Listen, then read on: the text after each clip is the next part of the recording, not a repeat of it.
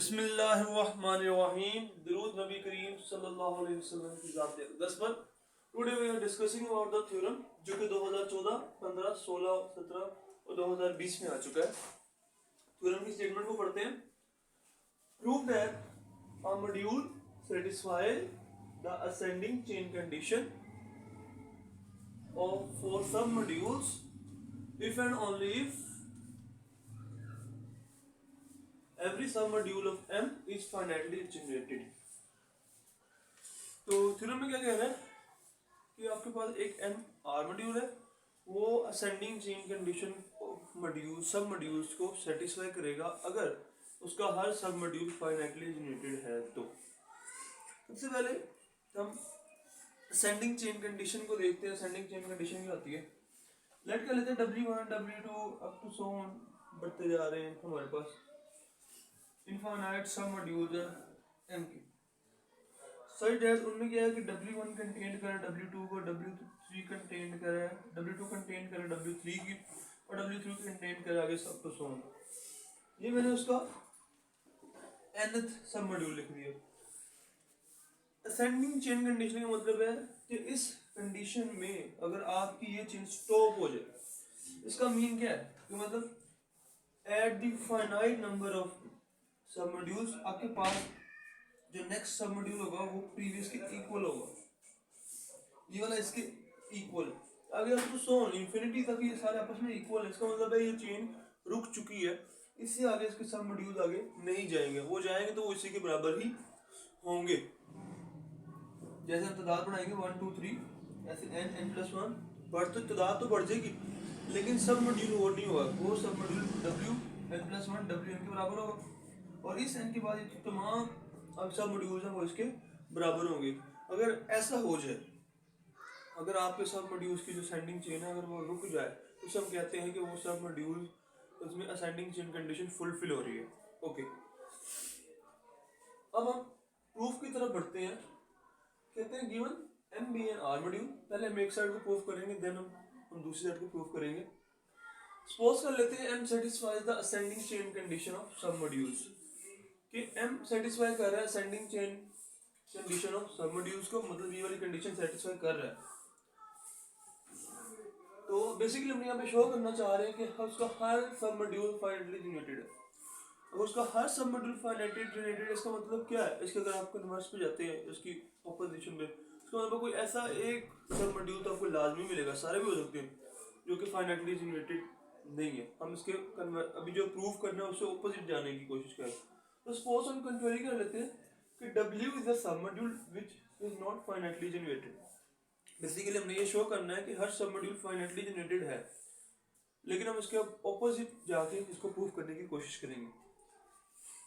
अब क्योंकि हमें पता है W फाइनाइटली जनरेटेड नहीं है, तो उसका मतलब क्या है कि W जीरो तो नहीं हो सकता। W सब मॉड्यूल है, अगर वो जीरो हो जाएगा इसका मतलब वो तो फाइनाइट एलिमेंट से जनरेट हो सकेगा, ठीक है। तो इसका मतलब है कि W जीरो के बराबर नहीं हो सकता। अगर ये जीरो के बराबर हो गया तो उसका मतलब है कि ये फाइनाइट, ये एक पर्टिकुलर एलिमेंट के से जनरेट हो जाएगा, तो इसलिए ये फाइनाइट इसके बराबर नहीं हो सकता। अगर इसके बराबर नहीं, इसका मतलब है कि इस W में हमारे पास एक एलिमेंट एग्जिस्ट कर रहा है जो कि इसमें नहीं है। सकता है जो W1 है तो सबसे है, यहाँ पर इक्वालिटी भी इसमें इन्वॉल्व नहीं होगी। ओके, यहाँ पर इक्वालिटी इन्वॉल्व नहीं होगी। W1 का जो स्पैनिंग सेट है वो सबसेट है W का। अब ये इक्वालिटी क्यों नहीं इन्वॉल्व है, क्योंकि मैंने आपको बताया W is not finitely generated. हमने यहाँ पे सपोज ये किया हुआ है कि W फाइनाइटली जनरेटेड नहीं है।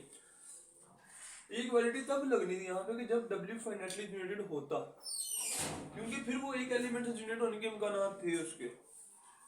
लेकिन हमारे पास इस वक्त W फाइनाइटली जनरेटेड नहीं है, तो इसलिए यहाँ पे इक्वालिटी नहीं हो सकती। अगर W फाइनाइटली, अभी देखिए W1 इसका सबसेट है और इसके इक्वल नहीं है, तो इसका मतलब इसमें कोई एक ऐसा एलिमेंट एग्जिस्ट कर रहा है जो इसमें नहीं होगा। W2 does not belongs to W1 spanning set, ठीक है। अब इसका मतलब क्या है, W1 का जो स्पैनिंग सेट है वो सबसेट होगा, इक्वल नहीं, ये सबसेट होगा W1 W2 के स्पैनिंग सेट के, और ये सबसेट होगा W का। अब यहाँ पे भी इक्वालिटी नहीं आएगी, क्यों? क्योंकि यहाँ पे बिल्कुल वही चीज़ है। और यहाँ पर इक्वालिटी लगा देंगे, इसका मतलब क्या है कि W1 W2 से W जनरेट हो जाएगा, मतलब आपके पास एक फाइनाइटली जनरेटेड बन जाएगा। इसके लिए हम यहाँ पे इक्वालिटी को होल्ड नहीं कर रहे। अगेन क्योंकि ये इसके बराबर नहीं है, इसका मतलब देयर एग्जिस्ट सम W3, इसमें से एक ऐसा एलिमेंट एग्जिस्ट करेगा जो इसमें नहीं होगा। देन हमारे पास ये कंडीशन बन जाएगी W1 spanning set, W1 2 spanning set, subset of W1 2 3 spanning set, subset of W। Again यहाँ पे हमारे पास अनइक्वल ही आएगा क्योंकि W इनफाइनाइटली जनरेटेड नहीं है। अब क्योंकि हमारे पास W फाइनाइटली जनरेटेड है तो ये प्रोसेस चलता जाएगा, जाहिर सी बात। By continuing this process, we can find a chain of submodules। क्योंकि आपको पता ही है अब W1 के स्पैनिंग सेट है, हमारे पास सब मॉड्यूल्स होते हैं, ये भी सब मॉड्यूल है, ये भी सब मॉड्यूल है, तो हमारे पास सब मॉड्यूल की चेन बन चुकी है, ये वाली ये वाली ये वाली, जो कि रुक ही नहीं रही, जो कि रुक नहीं रही। तो which never stops and it will be contradict to the fact. हमने क्या फैक्ट माना हुआ था, हमने माना था कि M असेंडिंग चेन कंडीशन को सेटिस्फाई करेगा, जिसका मतलब क्या है कि जो चेन है कभी ना कभी जाकर रुकना लाजमी है। क्या कहता है, एवरी चेन ऑफ सब modules of M must stop, कि वो रुकेगी लाजमी such that M satisfies the ascending chain condition. तो अगर ये जो हमारे पास ये तो गिवन है, ये हमने सपोज किया था ना, अब ये इसको मानते हुए हमारे पास कंट्राडिक्शन आ रही है, इसका मतलब है जो हमने माना हुआ गलत है, तो हेंस जो W है मस्ट बी फाइनाइटली जनरेटेड। यहाँ से हमने एक साइड को प्रूव कर दिया, अब हम दूसरी साइड की तरफ बढ़ते हैं और दूसरी साइड को प्रूव करने की कोशिश करेंगे जी। अब हम क्या करते हैं, अब हम इसके कन्वर्स पार्ट को प्रूव करने की कोशिश करेंगे। सपोज कर लेते हैं कि every sum module of M is finitely generated. अब हम कन्वर्स की तरफ गए, हमने ये मान लिया है कि हर सब मॉड्यूल फाइनाइटली जनरेटेड है।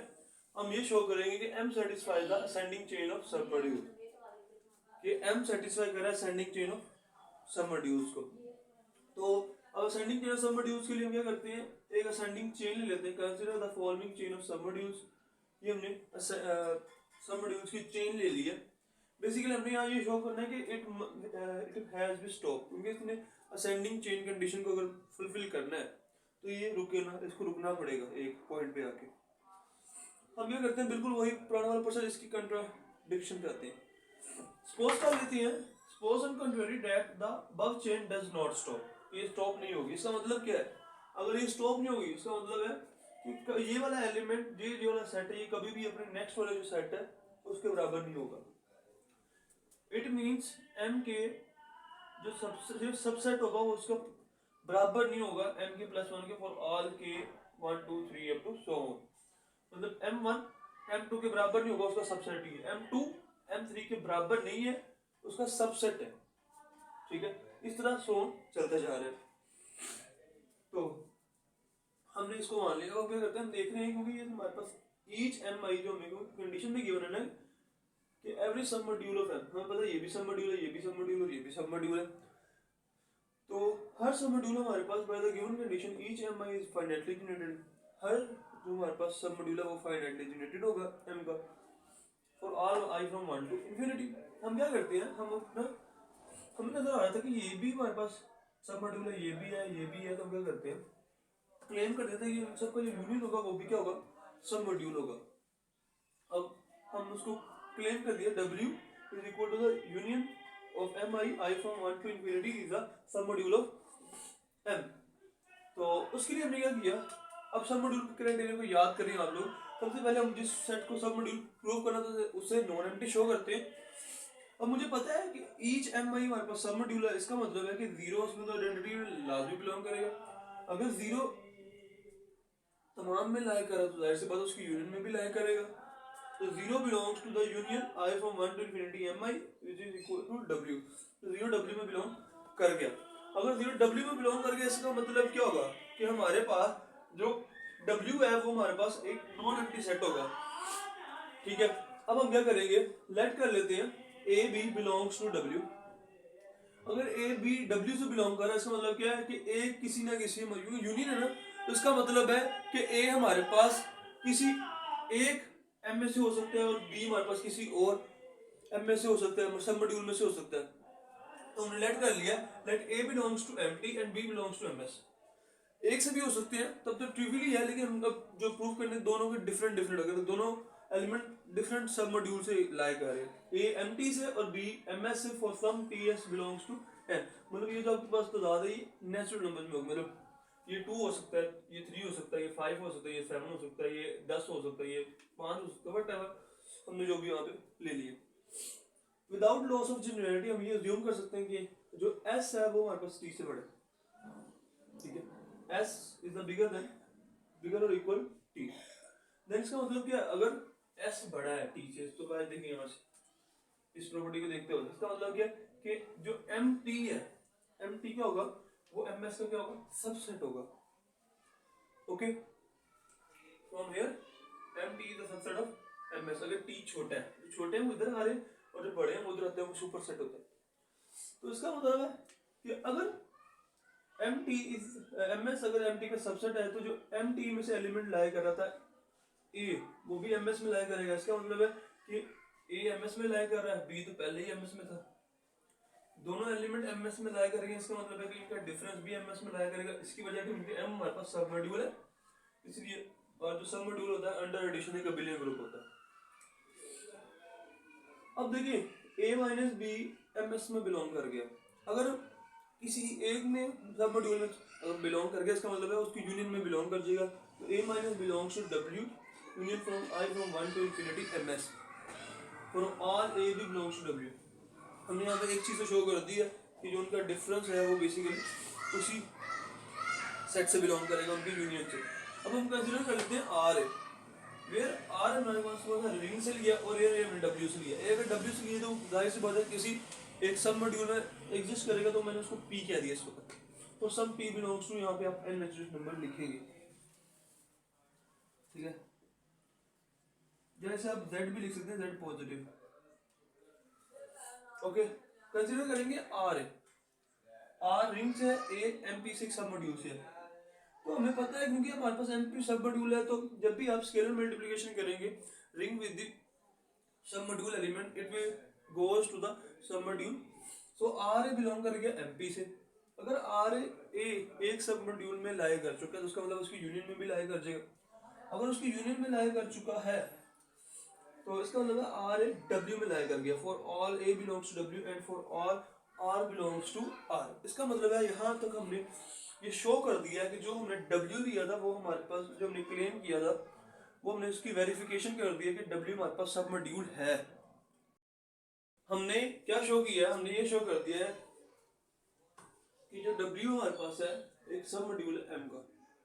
अब हमने इस कन्वर्स पास में हमारे पास जो गिवन था वो क्या था कि इसका एम का हर सब मॉड्यूल हमारे पास होगा फाइनाइटली जनरेटेड होगा, क्योंकि डब्ल्यू भी सब मॉड्यूल है। इसका मतलब डब्ल्यू भी हमारे पास फाइनाइटली जनरेटेड होगा। इसका मतलब है कि एम में से ऐसे एलिमेंट एग्जिस्ट करेंगे, फाइनाइट एलिमेंट एग्जिस्ट करेंगे जो कि डब्ल्यू को जनरेट करेंगे। ये मैंने लिखा है, so we must write must be finitely generated. We can write x1 x2 up to so on xk, ये जो आपके पास एलिमेंट्स है m से बिलोंग कर रहे हैं, सच दैट कि ये जो एलिमेंट्स को जनरेट कर रहे हैं w। ओके, अब हमें ये पता है कि ईच एम आई जो आपके पास है, क्योंकि अगर आप यूनियन लेते हैं तो यूनियन सुपर सेट होता है इंडिविजुअल सेट का। तो ईच एम आई आपके पास क्या है, सबसेट है एम डब्ल्यू का। डब्ल्यू हमारे पास क्या है, union I from 1 to infinity M I, और ये किसके बराबर है, इसके बराबर है। ठीक हो गया, ये जो आपके पास एम आई सबसेट है इसका आ चुका है। अब हमने क्या करते हैं, नाउ ये जो हमने एलिमेंट लिए x1 x2 up to so on xk, जाहिर सी बात है क्योंकि w में बिलोंग कर रहा है, w यूनियन है, इसका मतलब है ये किसी एक न किसी एक में आपके पास सब मॉड्यूल में लाई कर रहे होंगे। तो thus there exists some n1 n2 up to so on nk belongs to natural number such that कि xi mni के mni में बिलोंग कर रहे होंगे। मतलब हमारे पास एक याद करें, शुरू में हमने यहाँ पे लिखी थी सब मॉड्यूल की चेन लिखी थी इस कन्वर्स पार्ट के स्टार्ट में। तो आप देखेंगे कि उसमें से हमारे पास क्या लाई कर रहा है कि ईच xi mni में लाई कर for all i belongs to 1 to k, 1 से k तक हर xi mni में लाई करता जा रहा है। विदाउट लॉस ऑफ जनरलिटी हम ये अज्यूम कर लेते हैं, क्योंकि नेचुरल नंबर्स हैं, नेचुरल नंबर्स में आपके पास ये चीज़ होल्ड होती है। हम अज्यूम कर लेते हैं कि n1 छोटा बड़ा लेस इक्वल है n2 से और ये लेस इक्वल है n3 से एंड सो ऑन। अब क्या है कि ये लेस और इक्वल है, अगर ये लेस और इक्वल है बिल्कुल वही चीज जो हमने एक जो चेन लिखी थी कि जो छोटा होगा, जो छोटा सा मॉड्यूल वो पहले आएगा, जो बड़ा वो बाद में आएगा। इसका मतलब वो आपकी अरेंजिंग नंबर से होता है, जैसे m1 is the subset of m2, m2 is the subset of m3, इसी तरह mn1 is the subset of mn2 and so on. The mnk minus 1 is the subset of mnk। ठीक है, इसका मतलब है कि xi इसमें बिलोंग, अगर x1 इसमें बिलोंग करता है, x2 इसमें बिलोंग करता है, क्योंकि ये सब सबसेट है इसके, इसका मतलब है x1 x2 up to so on xk इसमें बिलोंग करेंगे। अगर ये सारे एलिमेंट इसमें बिलोंग कर गए तो इसका मतलब है जो इसका जो स्पेलिंग सेट है वो भी क्या होगा, इसका सबसेट होगा। अब क्या होगा कि सच डेट को x1 x2 और अप टू सोन xk का जो स्पेलिंग सेट है वो mnk में mnk का सबसेट हो गया। अगर ये इसका सबसेट हो चुका है तो बेसिकली ये किसके बराबर था, याद देखें, ये बराबर था w के, ये w के बराबर आ चुका है। w हमारे पास क्या यूनियन है m की I from 1 to infinity is subset of this। अब हमें ये तो क्लियरली पता है कि ये इसका सबसेट है, क्यों, क्योंकि जाहिर सी बात है ये यूनियन में तो लाइक कर रहा है, यूनियन में लाइक कर रहा है तो ये वाला सेट इसका सबसेट है। लेकिन यहाँ से ये शो हुआ है ये जो सेट है जो कि यूनियन है ये भी इसका सबसेट है। ये सिर्फ तब भी पॉसिबल होगा जब आपके पास एक खास जगह तक जो सब मॉड्यूल है उसके बाद आपके पास ये कंडीशन अप्लाई हो जाए, m के बराबर हो जाए mk प्लस 1, मतलब आगे आपके पास कोई सब मॉड्यूल होगी ना, वही चीज आता जाएगा आगे इन्फिनिटी तक, वही आपके पास सब मॉड्यूल रहेगा जो आपके पास mk है, मतलब ये mk प्लस 1 के बराबर है, mk प्लस 2 बराबर है, अप टू 100 बराबर है। ठीक है, अगर ये बराबर है इसका मतलब है k प्लस 1 के बराबर है, k प्लस 2 के बराबर है। अगर इस तरह होल्ड हो चुका है तो इसका मतलब है, अगर आप जो हमने स्टार्टिंग इस कन्वर्स में स्टार्टिंग में लिखा था कि हमने वो ली थी कंट्राडिक्शन सपोज ऑन कंट्रारी किया था और इक्वेशन 1 बनाई थी, क्या बनाई थी कि k प्लस 1 के बराबर नहीं हो सकता। तो ये जो फैक्ट है ये उस जो इक्वेशन 1 है, इक्वालिटी 1 है, उसके ऑपोजिट जा रही है। इसका मतलब है क्योंकि जो हमने सपोजिशन सपोज की थी कि असेंडिंग चेन कंडीशन होल्ड नहीं हो रही, इसका मतलब है वो गलत है। Hence m must satisfy ascending chain condition which completes our proof. If you have any doubt then you can call me on WhatsApp, then I will reply you soon inshallah. Allah Hafiz.